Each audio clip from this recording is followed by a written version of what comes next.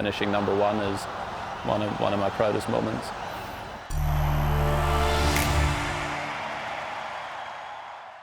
In 2016, I was coming into the year hoping to push up the rankings. I wanted to try and win a Grand Slam again. I started off the year pretty well.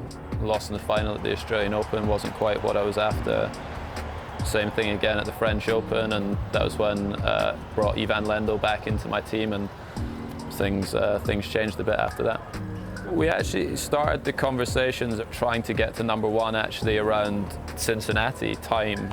It was off the back of the Olympics. Each day I was here, we were debating with my team whether I should play, because physically I was really tired, and we were talking about the potential number one ranking, but I was still a really long way from Novak at that stage, and I don't know if doing well in Cincinnati potentially cost me doing a little bit better at the US Open, but yeah, it all worked out in the end. It's a very nice finish for Andy Murray, who continues to close the gap on Novak Djokovic at the top of the world rankings.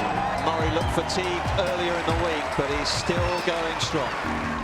So after US Open, I had a very clear goal with my team, was to try and give myself an opportunity to get to number one in the world actually for the beginning of 2017. We weren't thinking about it like end of 2016, because again I was still pretty far from Novak, and I was going to have to literally have to win every single match between then and the end of the year. He's long. Dimitrov goes long, and Andy Murray is champion in Beijing for the first time. I've always loved the conditions over in Asia. I ended up playing really well and winning both of the events over there, and yeah, then the sort of the chase to get to number one was on after that. I was warming up for my match in Shanghai. This is in the semi-finals, and Novak was playing Bautista at the time, and I think it was around then when me and my team were like, this is your chance, to try do it. I thought it was going to be on after that. I remember I was trying to listen to the noises that the crowd were making during the semi-final match with Novak and Bautista when I was practicing. It's never great when you're focusing on other people's results. But yeah, that was when I thought there was a chance. That'll do it. Outstanding stuff from Murray, edging ever closer to the world number one ranking. The situation was kind of going into the last few matches that I played in Paris there, and then I didn't know if I was ever going to get another chance to get to number one, so that was really my opportunity. And then Milos came and sort of tapped me on the shoulder and was like, I have a tear, grade 1 tear in the right quad, so unfortunately I'm not able to compete against Andy today in the second semi-final. And that was it. So then that was how I got to number one. I found out in the locker room, which was obviously a shame. It would have been nicer if it had happened on the court. Andy Murray is the champion here in Paris for the very first time. He will become the new world number one. He is king of the world right now. I got the opportunity, a couple of weeks later in the Tour Finals to kind of solidify my spot as, being number one for that year when I played Novak in the final at the O2. Oh, what a backhand! I was really tired by that stage. I played so many weeks and sort of tournaments in a row.